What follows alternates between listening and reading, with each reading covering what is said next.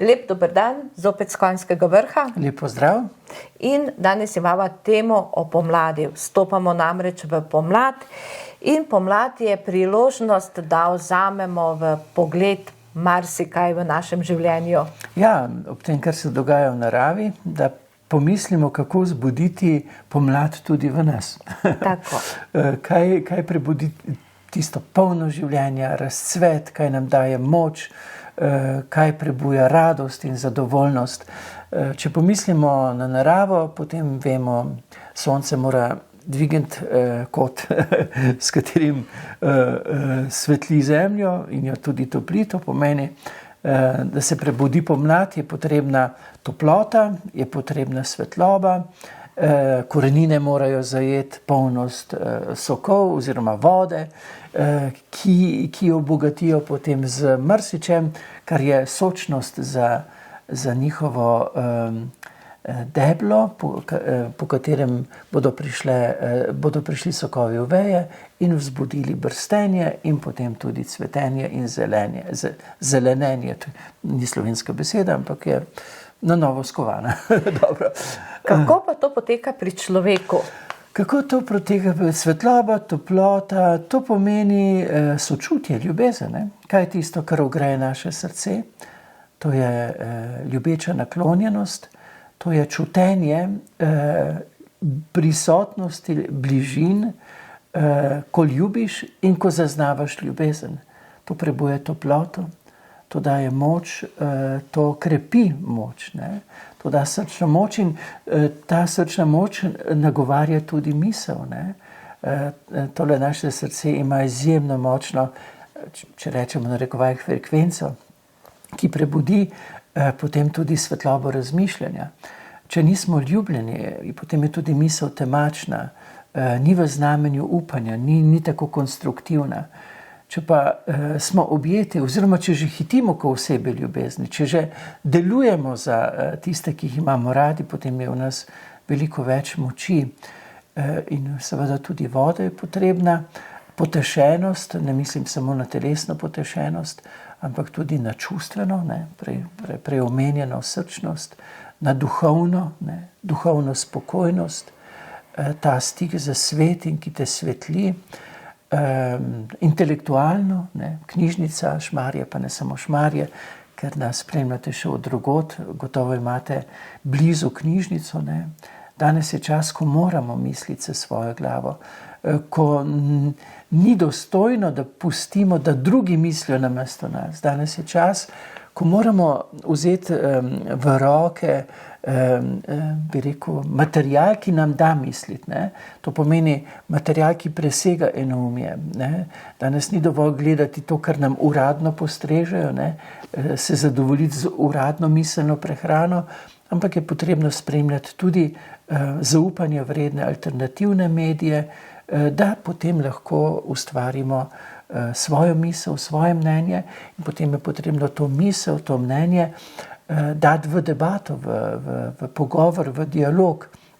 Ne s tistim stališčem, da imam pa jaz resnico, ampak ne, imam določeno spoznavno resničnost, koliko sem prebral, slišal, ti imaš svojo spoznavno resničnost in na ta način se približujemo resnici, oziroma predvsem tistem, kar bo resnično bolj žlahtno v naših medsebojnih odnosih.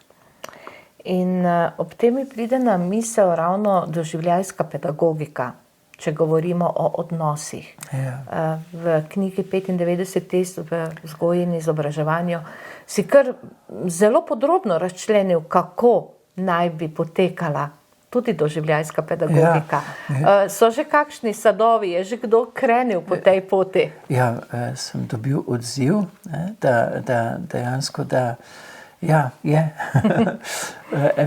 Ustanovila se alternativna šola, ki deluje po načelih 95 test za preobrazbo vzgoje in izobraževanja, v katerem je ta koncept 3, 1, 1. Ker nam je res potrebno pomagati, da bomo preživeli, ne samo zaradi tega, ker imamo veliko hrane za intelekt, ampak tudi celostno, tudi srčno. ravno v teh dneh sem imel dva zanimiva primera. Pri meni sta bila mož in žena.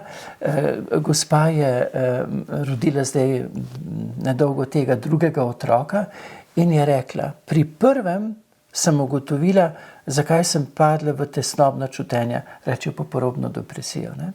In je rekla, iz sebe sem morala dati to, kar sem nosila pod srcem, kar je bilo z mano eno. Ločiti sem se morala, vse je ob meni, to isto dete, ampak dala sem ga nekaj od sebe. In rekla, takrat moj mož ni izvršil naloge, ki bi jo moral. Sem rekel, katere naloge? Ni me dovolj objemal in v objemih umirjal za to danost navzven.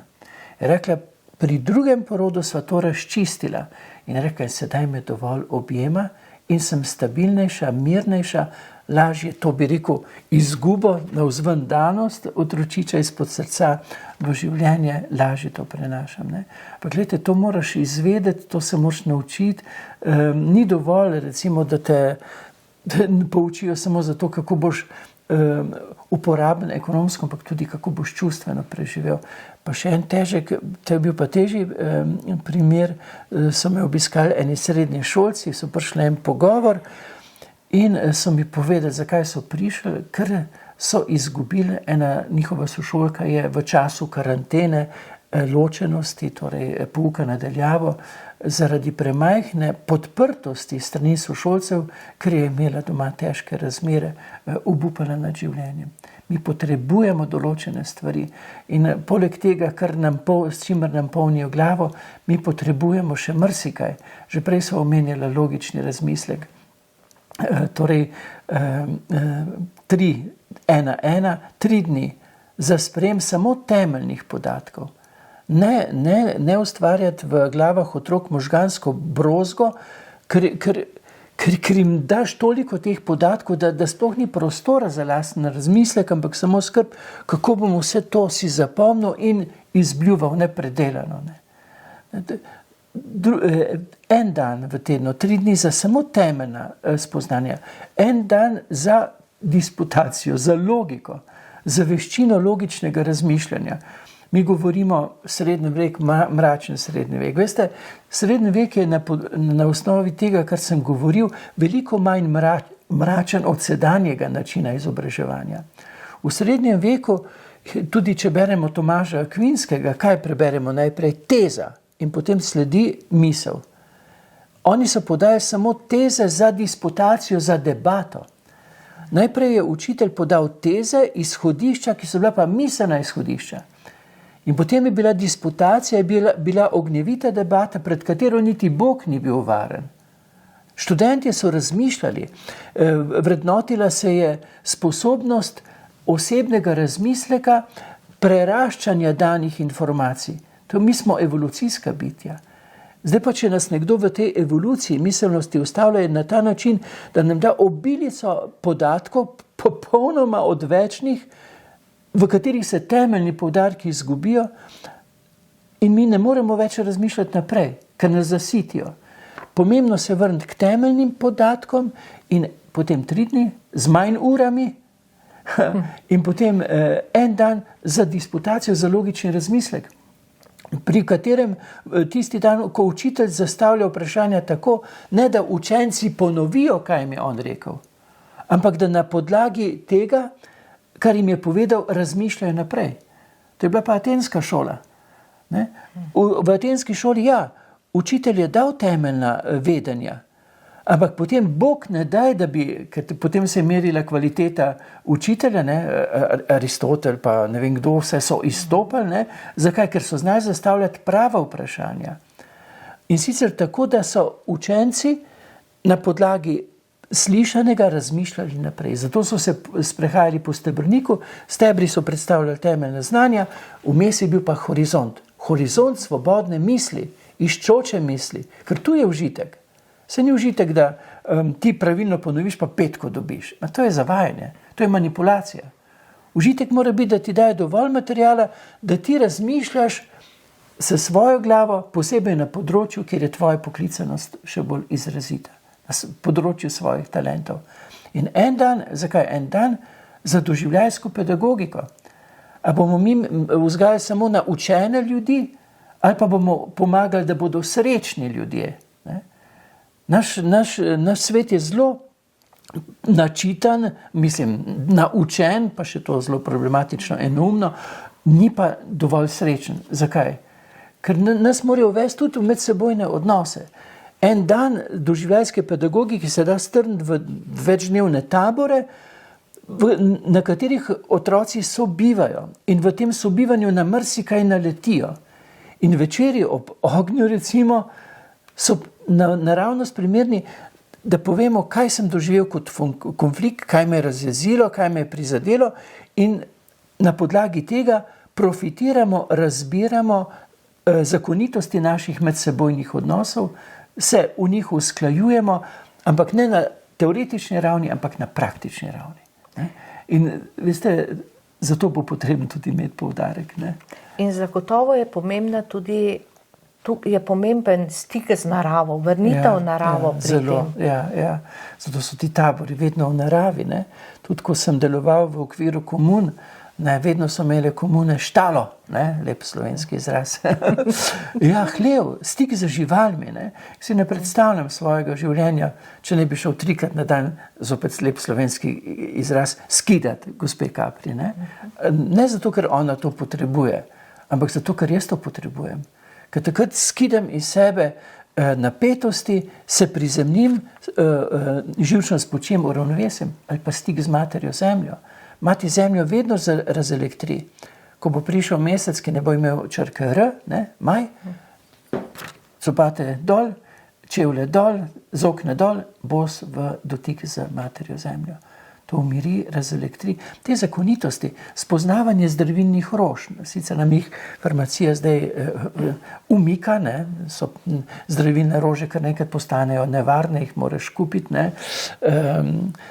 In ko sem šel kupiti, recimo, tole šentjanževko, na tržnici mi je zeliščarka ni smela prodati in sem šel kupiti šentjanževko v lekarno, je bila šentjanževka brez navodil. In sem vprašal, če je tako smrtno nevarna, da je ne sme prodajati. Tam, kje imam zdaj navodila? Razumete? To, kar se dogaja, ta manipulacija s človeštvom, ko nas hočejo iztrgati iz tega, kar je naravno, kar je Bog dal v stvarstvo, da nas zdravi, da nas umirja, mi se ne smemo dati. Vrniti se moramo k naravi in pristnosti tudi v odnosu do živali in človeka. Moramo pa nazaj prepoznati zakonitosti, da bo to naše sobivanje v znamenju žlahtnosti in prijetnosti. Zato en dan doživljajske pedagogike nujno, ker so nas iztrgali iz konteksta, v katerega se moramo sedaj vrniti. In pomlad je ravno tisti primeren čas, da se prebudimo in da se povrnemo v naravo. Naj se prebuja tudi naša zavest. Ne bo, da bodo drugi mislili namesto nas, da nam bodo vlagali manipulativno svoje programe, ne? Ampak mi smo tisti, ki bomo naložili program človečnosti v žlahtnem sožitju. Naj živi pomladno prebujanje. Tukaj na Konjskem vrhu in tam pri vas.